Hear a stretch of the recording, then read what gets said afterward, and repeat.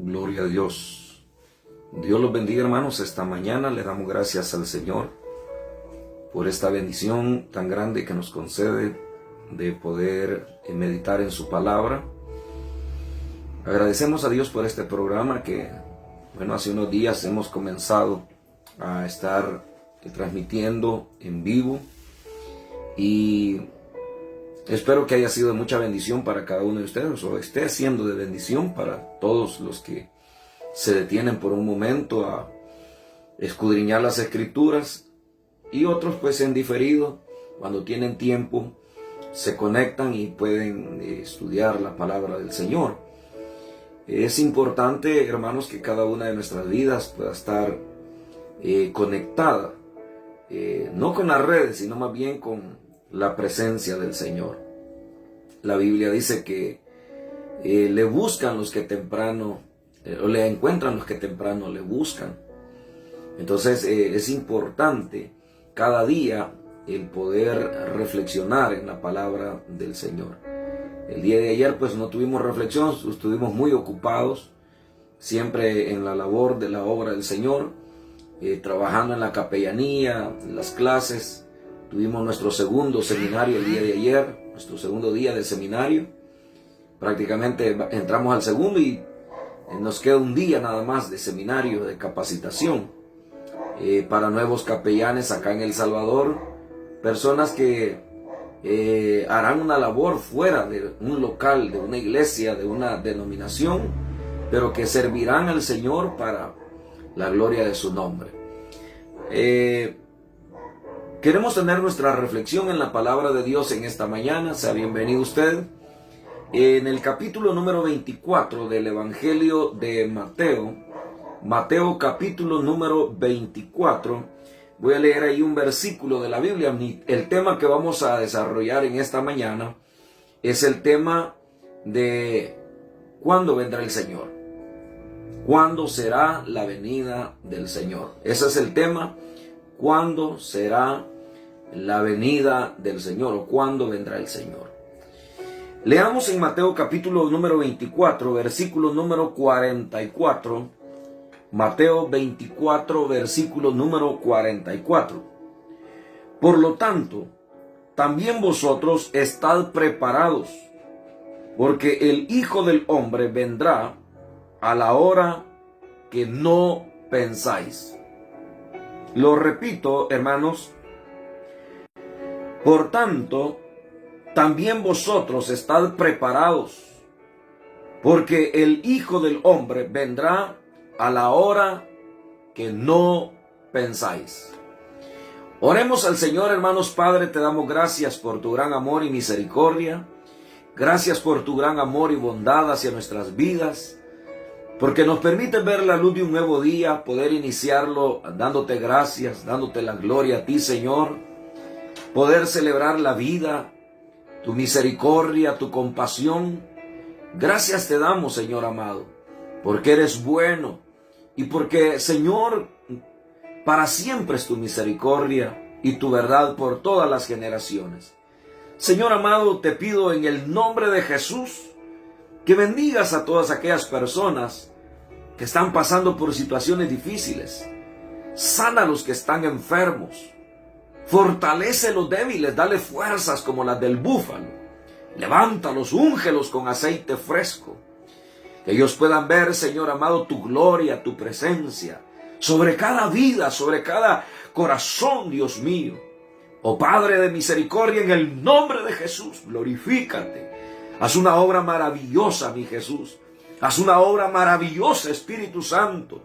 Y dando esa fuerza espiritual a cada vida, a cada creyente, a cada hermano, a cada hermana. En el nombre de Jesús, provee al necesitado. Abre los cielos.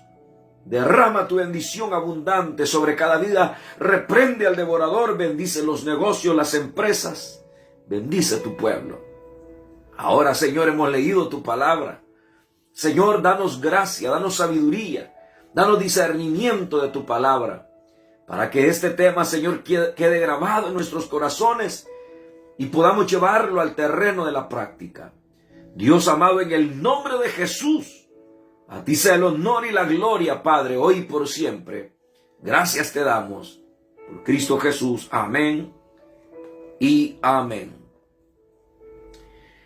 Hermanos, hemos leído una porción muy interesante que tomaremos como base para el tema que ya anuncié, y es ¿cuándo será la venida del Señor? ¿Cuándo vendrá el Señor? Hay mucha expectación, o ha habido expectación a lo largo de los siglos. Ha habido mucha interpretación, mucho mensaje con respecto a la venida del Señor.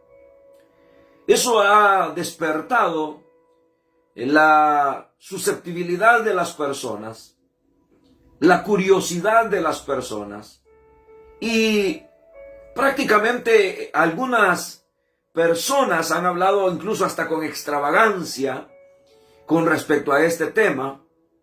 Se han aventurado en su imaginación y para despertar expectación en los corazones de los oyentes. Sin embargo, hermanos, el Señor, su tema o el hablar de la venida, de su venida, Él no quería despertar la curiosidad de nadie, sino que lo que quería era enseñar una verdad fundamental para el cristianismo, y era el hecho de que Él, su propósito soberano, lo cumpliría. Es decir, todas las promesas que Él había dado a sus discípulos y a toda la iglesia en general, habría de cumplirse. Y entonces cuando Él habló de su venida, no pretendía, hermano, eso de despertar el morbo, la curiosidad, sino más bien que los cristianos abrigaran esa esperanza, gloriosa esperanza, en sus corazones, de tal manera que les llevara a cambiar sus actitudes, sus acciones, su vida. Y entonces ese era el centro del objetivo principal del Señor al hablar de su segunda venida. Cuando el Señor estuvo acá en la tierra, por ejemplo en San Juan 14, Él dijo,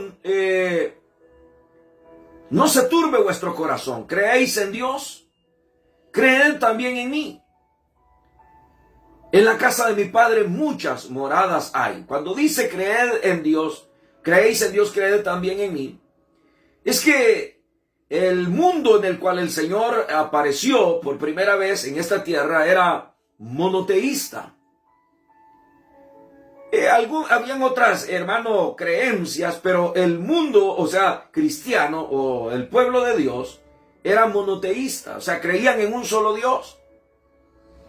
Entonces, para ellos era bien fácil creer que Dios era el creador de los cielos, la tierra y todo lo que existía.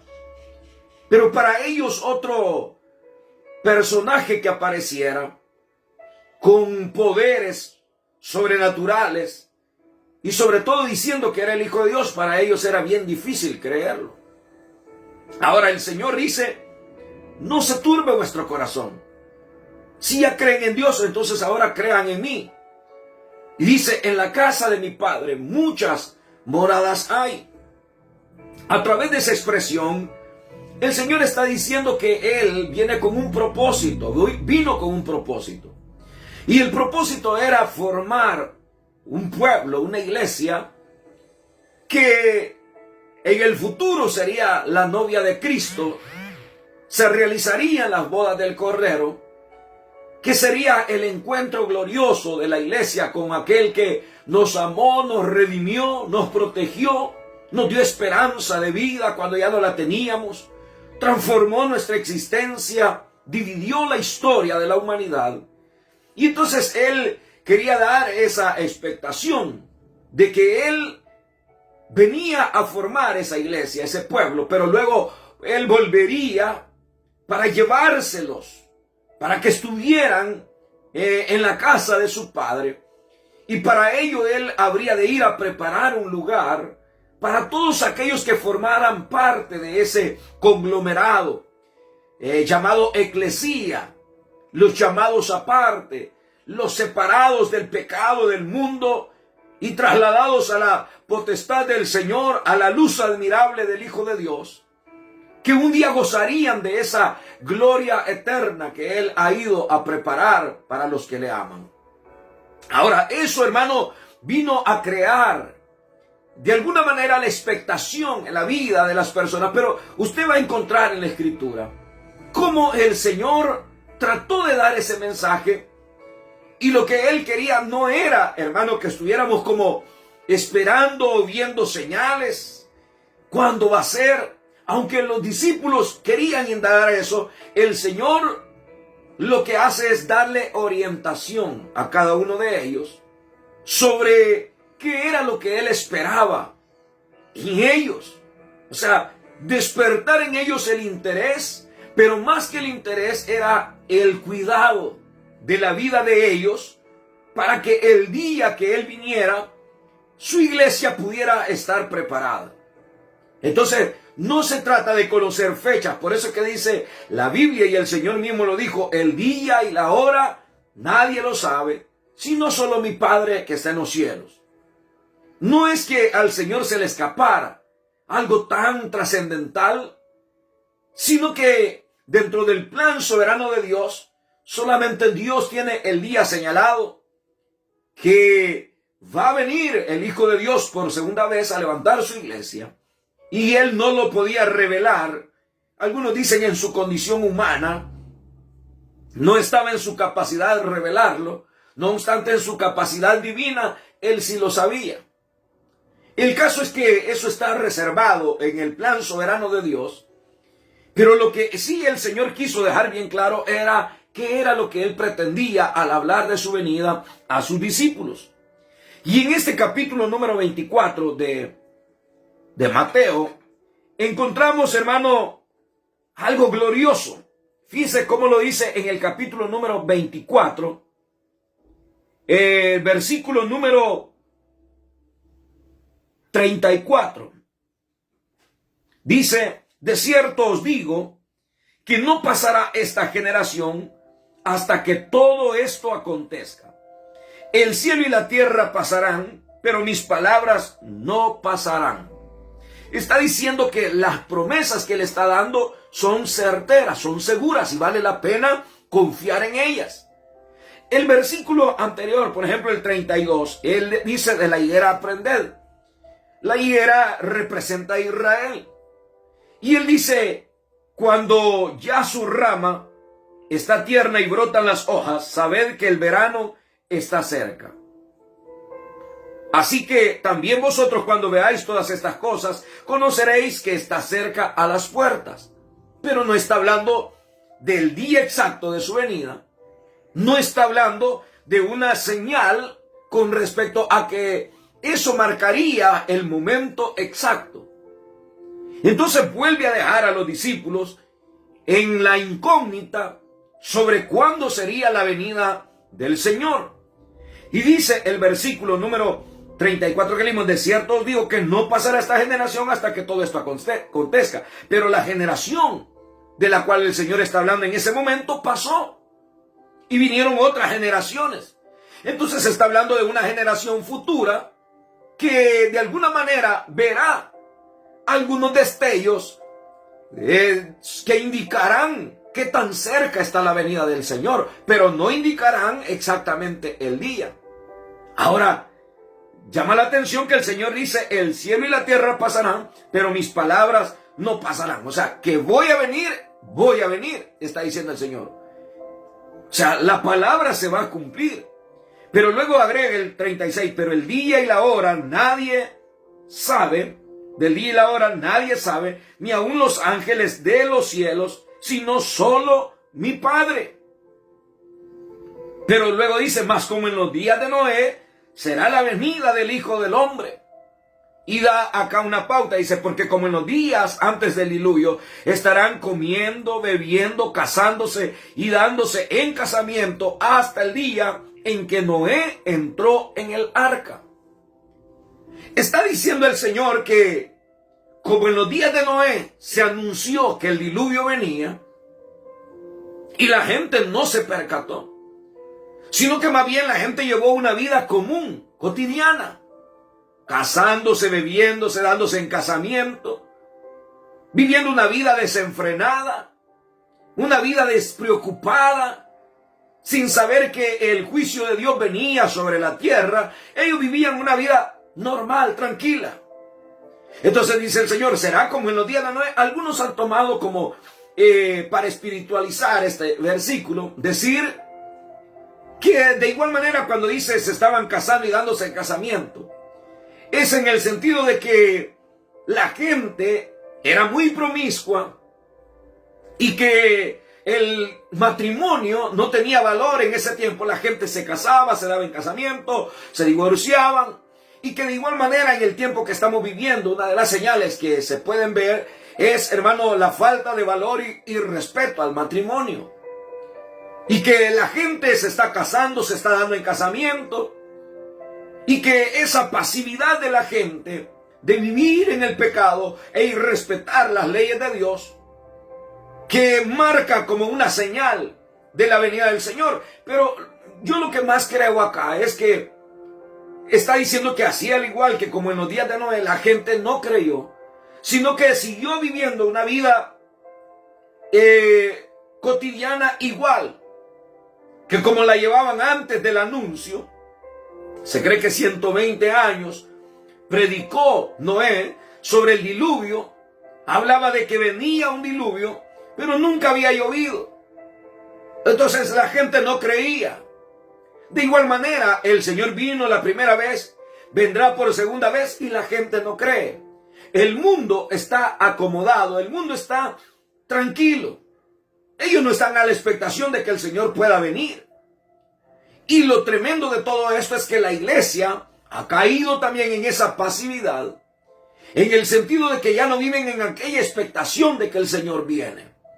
Entonces, ¿a qué lleva eso a la iglesia? La lleva a un acomodamiento, a una pasividad. De tal manera que no se entiende el mensaje que el Señor dio con respecto a su venida. Fíjense cómo siguen los versículos. Dice, en el versículo 38, dice, porque como en los días de Noé, antes del diluvio, estaban comiendo y bebiendo, casándose y dándose en casamiento, hasta que el día en que Noé entró en el arca, ahí se acabó el periodo de espera y entonces el diluvio comenzó. Ahorita estamos en el periodo de la gracia. ¿Cuándo va a terminar el periodo de la gracia? Nadie lo sabe. En el tiempo de Noé, el periodo de la gracia consistía en que las puertas del arca estaban abiertas para todo el que quería entrar, el que se quería salvar del diluvio. Pero llegó un momento en que Dios mismo cerró las puertas del arca, cerró las puertas y ya nadie podía ingresar, aunque tocaran, aunque golpearan el arca, era imposible, porque no era Noé el que había cerrado la puerta de esperanza, de salvación, sino que era Dios. De igual manera estamos viviendo el tiempo de la gracia, y llegará el momento en que Dios determinará cerrar ese periodo, que será cerrado cuando el Señor aparezca. Porque aquí fue antes del diluvio, entonces en el tiempo venidero de la venida del Señor será cuando el Señor venga. Pero oiga esto, versículo 39, y no entendieron hasta que vino el diluvio y se los llevó a todos. Así será también la venida del Hijo del Hombre. Está haciendo una comparación de que el mundo va a vivir en un ambiente normal de desarrollo tecnológico, de el disfrute de algunos deleites paganos. Los cristianos estarán en un acomodamiento tremendo, quizás creyendo incluso que el Señor ya no va a venir.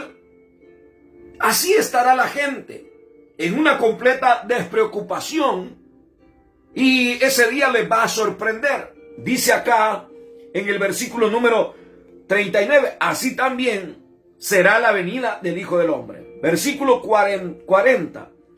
Oiga, entonces estarán dos en el campo, el uno será tomado, el otro será dejado.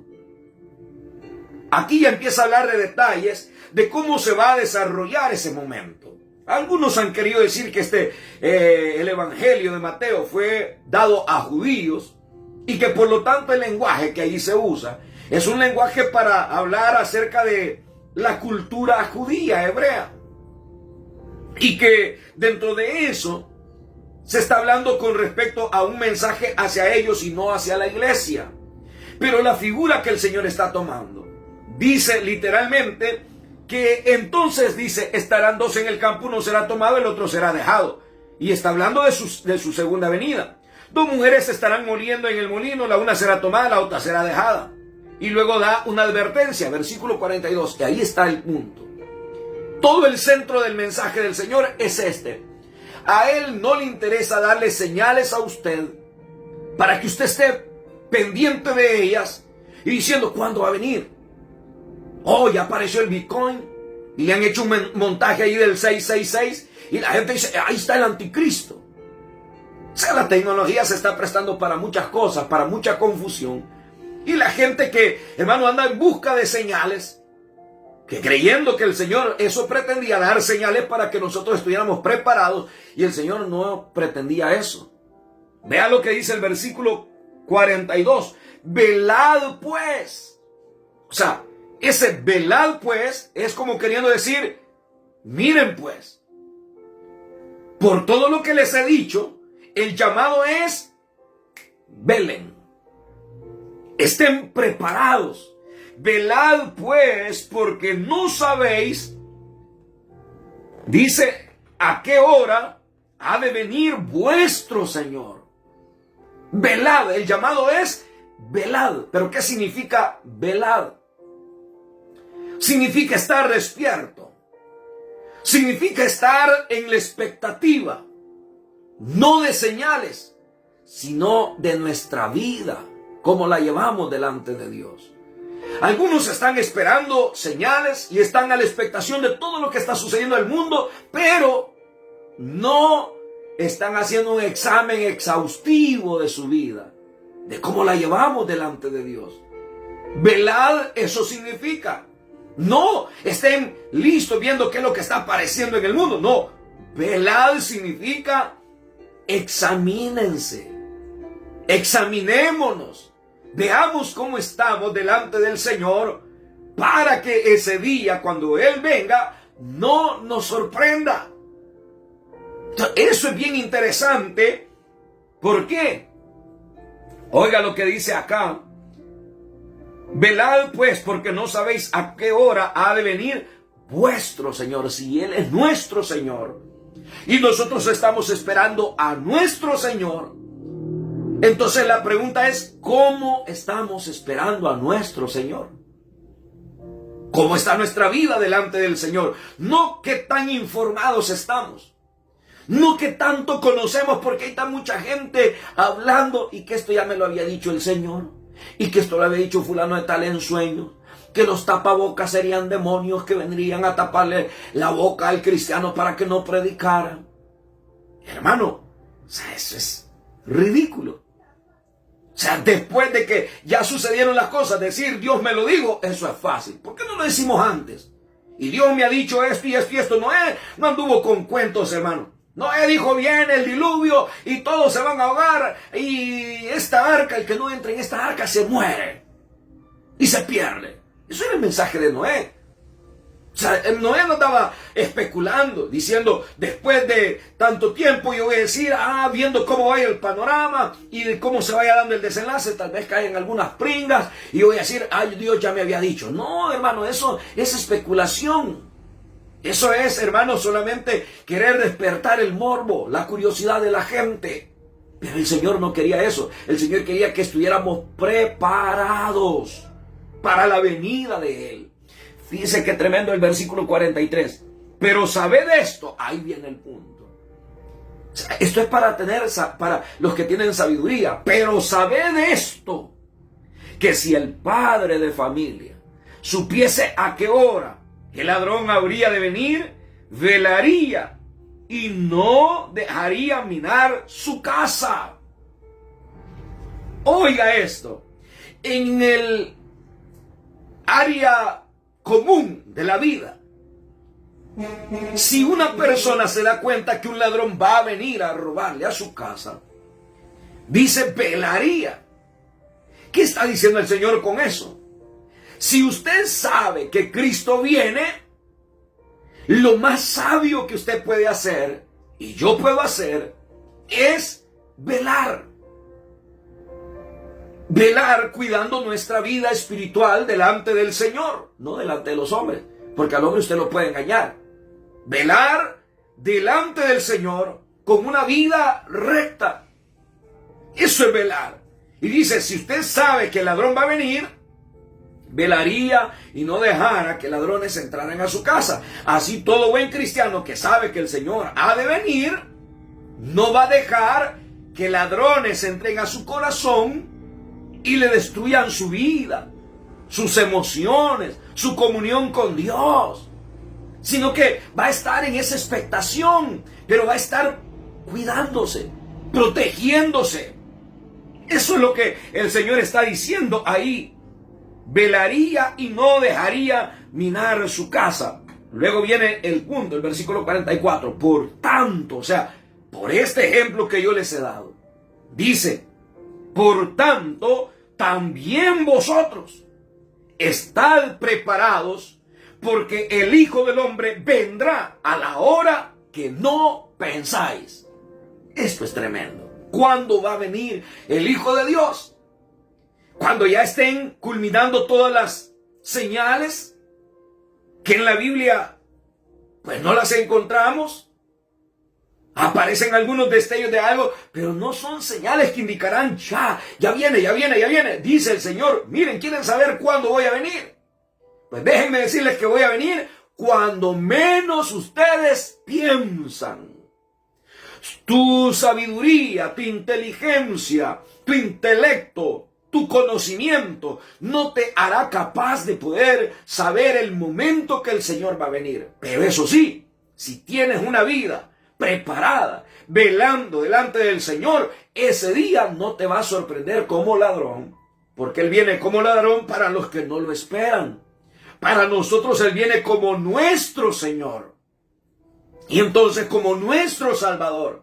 Pero Él dice, ¿quieres saber cuándo voy a venir? Déjame decirte que voy a venir cuando menos pensáis.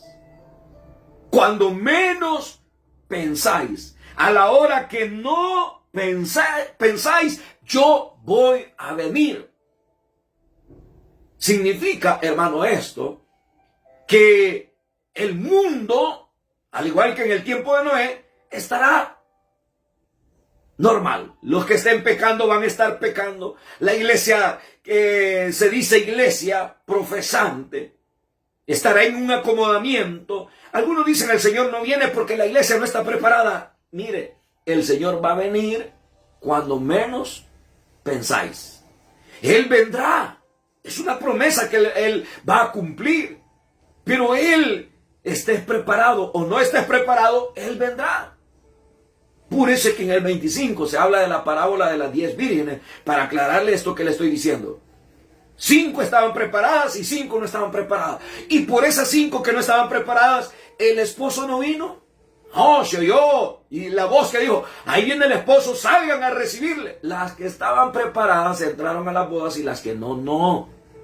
Entonces, eso nos dice a nosotros que el Señor viene, no a la hora que están inventando muchos. Y que ya viene, y en el año tal viene, y de acuerdo a las señales estas de Israel y esto y lo otro, y a las señales del Bitcoin y a las señales de esto y lo otro, viene. No, el Señor viene a la hora que menos pensamos.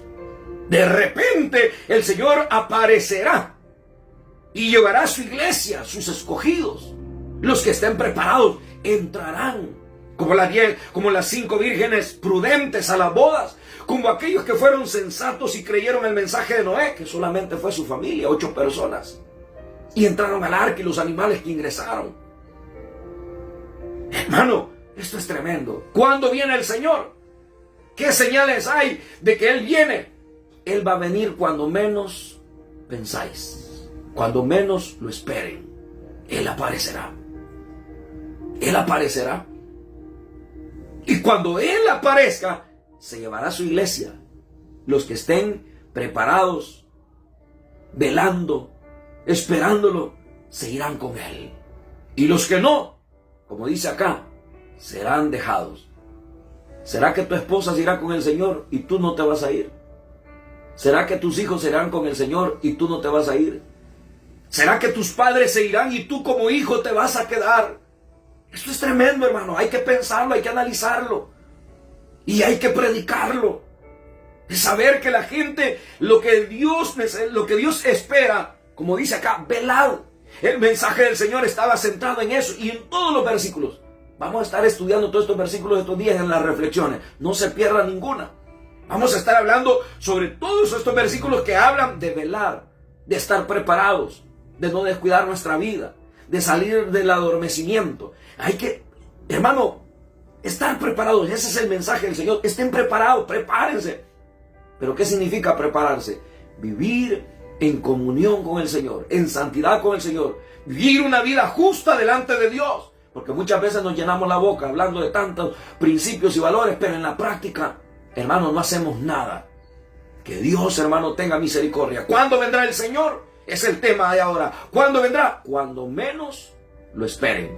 Cuando menos pensáis. A la hora que no pensáis, Él vendrá. Así que deja de estar poniendo la mirada en el Oriente Medio, y en Israel, y en Egipto, y en Arabia, y en el mundo, o en El Salvador, o en el Bitcoin. Deja de estar poniendo la mirada. Mira nuestro corazón, miremos nuestro corazón. Y ahí veamos si estamos velando, si estamos preparados. Y si estamos preparados, la iglesia debe decir, ven Señor Jesús. La iglesia no debe estar diciendo, muéstrame las señales, y qué tan cerca está ya, Señor. No te va a dar respuesta el Señor. El Señor te preguntará, ¿cómo estás? ¿Cómo estás delante de mí? Esa será la respuesta del Señor. Que Dios nos ayude. Oremos. Padre, te damos gracias por tu palabra que nos orienta, tu palabra que nos alerta sobre tu venida. Señor amado, en el nombre de Jesús, te pido por todos aquellos que están lejos de tus caminos, vuélvelos a tu redil, levántalos. Señor, transfórmalos, cámbialos, sálvalos, Dios. Los que están en tu plan soberano, sálvalos, atráelos. Yo quiero invitar esta mañana, si no le has entregado tu vida a Cristo y no estás preparado, empieza hoy. Repite esta oración conmigo y dile, Padre que estás en los cielos, te entrego mi corazón. Creo que enviaste a Jesús a morir en la cruz para darme vida eterna, darme salvación. Te recibo como mi Señor, te recibo como mi Salvador. Y a partir de este día voy a velar, cuidar mi vida, de serte agradable hasta el día de mi muerte o que tú vengas por tu iglesia. Te entrego mi corazón. Creo que moriste y resucitaste. Y si moriste y resucitaste, también vendrás por tu iglesia.